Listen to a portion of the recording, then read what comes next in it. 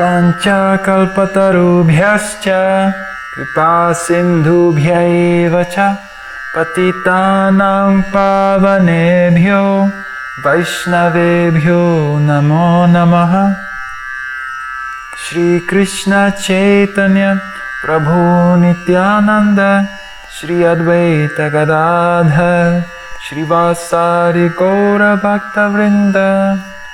Hare Krishna, Krishna Krishna, Hare Hare, Hare Rama, Rama Rama, Hare Hare.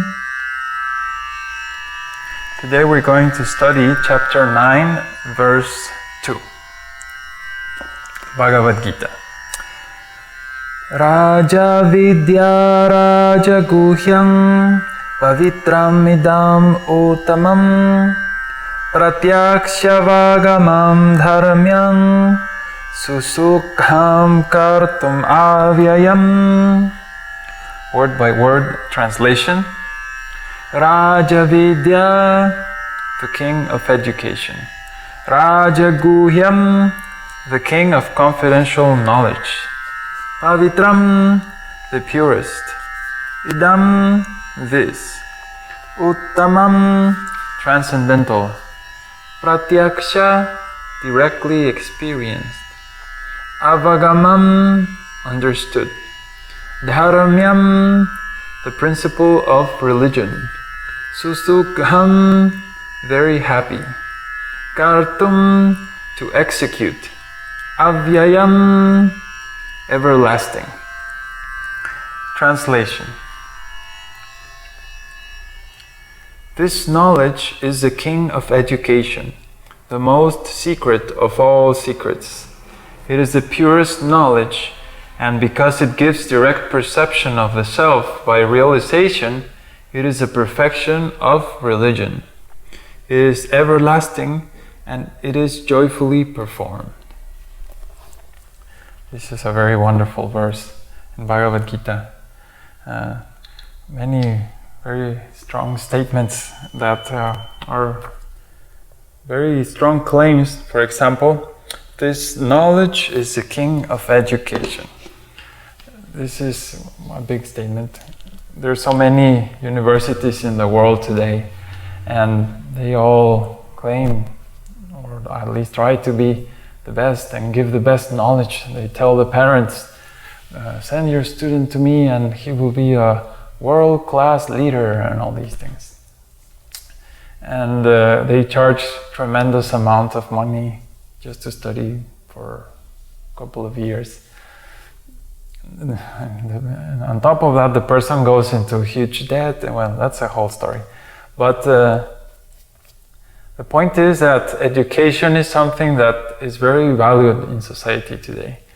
So when we talk about education, of course, we have to choose what kind of education or what type, or what do we want to learn, because human life only lasts 100 years. So in 100 years, there's so much I can learn. There's a limit. There's so much knowledge in the world that I have to choose. I have to specialize, especially if I want to be someone expert at something. That usually means I have to choose one thing and just focus on that until I become expert. So, of all the different kinds of knowledge available in the world, Bhagavad Gita is saying this knowledge, this is the king of knowledge. Krishna is saying to Arjuna, what I'm going to say, what I'm saying, this is the king of knowledge. This is the best knowledge you can have in the world. And there's several aspects to knowledge. If we think about it, I usually used to, before becoming a devotee, I used to think, what would happen if I would put a bunch of children in the middle of an island and just like a lab experiment, just provide food, and let's say they're all 5 years old and they just go take food, they don't have to worry about food. What would they do without any guidance? Let's say 20 children. I always used to dream that, they would be very happy and they would be I don't know. I thought that the result would be very positive, something really amazing or cool. But after having knowledge, if you think about it, the only thing those kids would do would be animal life. Eat, sleep, fight, defend. That's it. Procreate.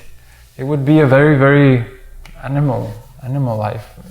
Just very gross. So knowledge is really important, because if you don't know what life is about, or what you're going to do, or how to become expert at something, how to learn, etc., you're not going to get anywhere. If you want to learn anything that's of value in this world, you need a teacher. You need to, if you want to learn medicine or music or anything, pretty much, you need to learn from someone who's doing it and absorb their methods and practice for a while, and then you become expert. So why is Krishna being so bold here? He's saying this is the king of knowledge. Well, let me tell you a little bit about your future or what most people consider their impact to the world. Human life is only 100 years, as I was saying, and if you think about yourself in 100 years from now, 200 years or 500 years from now, probably the chances that someone remembers you are very, very low, or almost null. And 1,000 years from now, 2,000 years from now, 5,000 years from now, the chances reduce and reduce.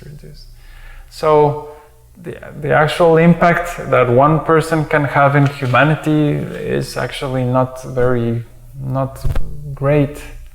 It's not really amazing. So let's suppose you create an atomic bomb or something. Eventually you will be forgotten. Even if you create some amazing thing, or you destroy the whole world and create it again, your life is going to be forgotten. So you can learn all kinds of things in this world, but if the knowledge that you have doesn't help you to get out of this world, even if you conquer the whole world, you're going to be forgotten. There's no purpose of looking for fame and power and all these things, because all these things, they will just go away. So what is the most valuable knowledge? The knowledge that will help you get out of the material world, that will let you achieve pure happiness. This is what Krishna is talking about in Bhagavad Gita. And he says after that, this knowledge is the king of education, the most secret of all secrets. It is the purest knowledge. And so again, the most secret of all secrets and the purest knowledge. So whenever we learn anything that you want to learn, you always want to learn the purest. And I have shown the example recently with music. There's like 10 million teaching styles of how to learn how to sing and how to play this instrument or that instrument. But for example, if you learn the whole equal temperament system from the West, half or more of your endeavors will be totally wasted, because the tuning is wrong. So you're learning something that's impure, and all the knowledge and time invested in that is wasted, it's a total waste. So we want to reach the highest knowledge, and the highest knowledge is also known as the purest. Which knowledge is the purest that will deliver the pure result? And within the context of spiritual knowledge, there's nothing that even comes close to the Vedas, because they're extremely complicated and extremely beautiful in their poetry, their complexity.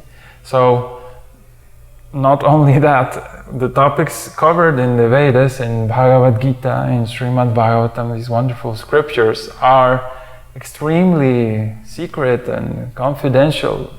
Very few people can understand them.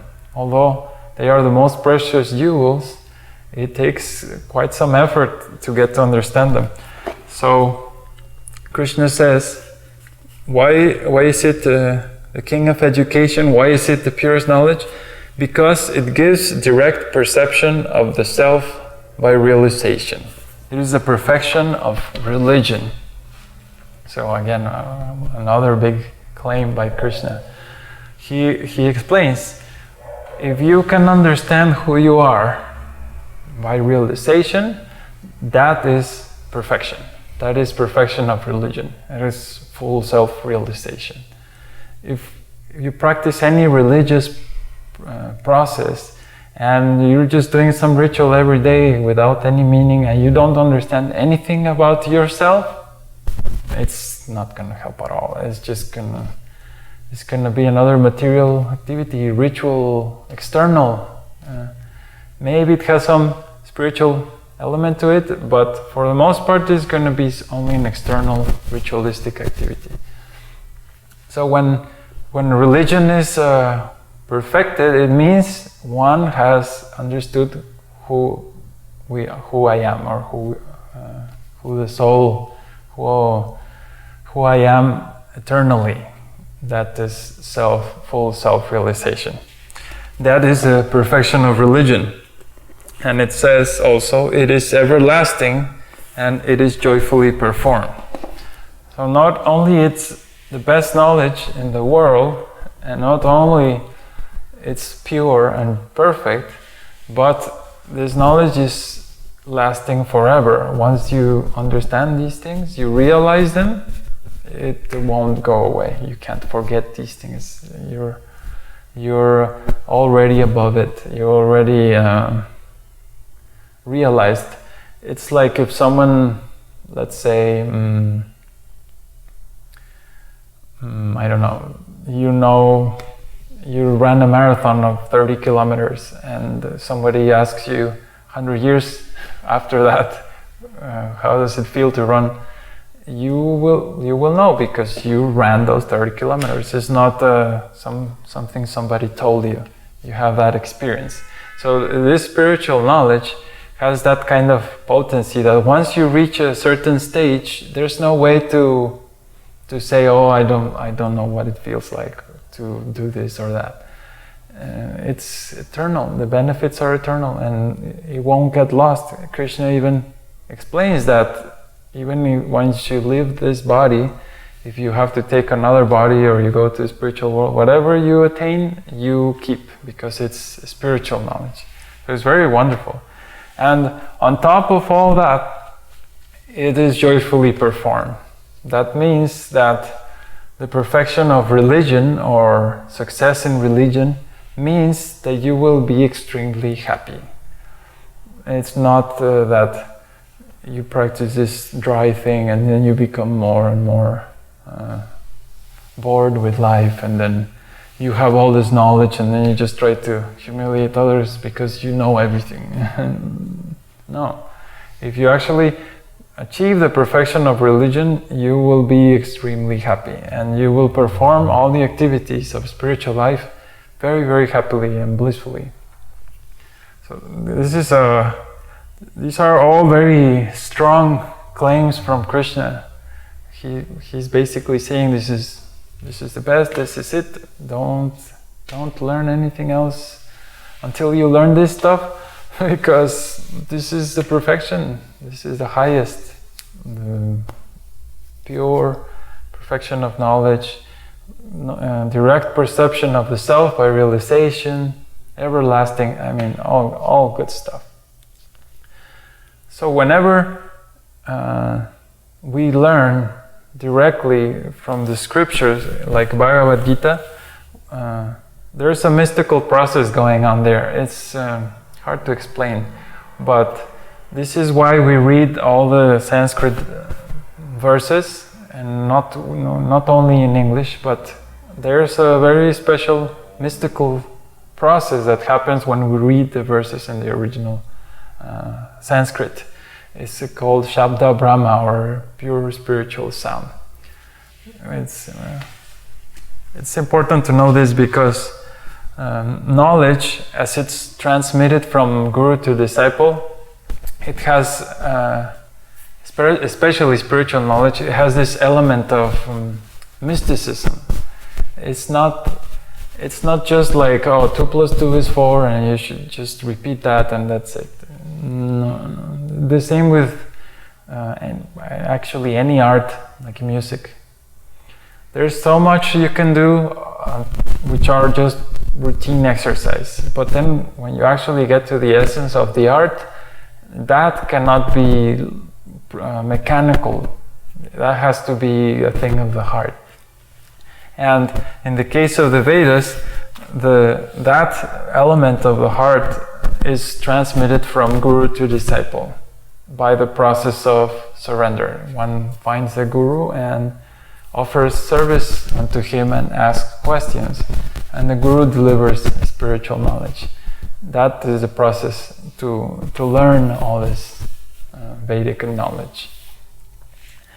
It is definitely something that every human being in this world should consider, because if you think about it, the impact any single person can have in this world is very, very limited. And even if that impact appears to be great today, in 100 years, 500 years, 1,000 years, it's gone. So you want to use your time as wisely and get the best knowledge possible from whatever's available in the world. And Bhagavad Gita is one of these key essential pieces of knowledge that every single human being should know really deeply. It will just change your life. If you have any comments or questions, please visit our website. We have a nice forum there, thevedicway.org. Thank you. Hare Krishna.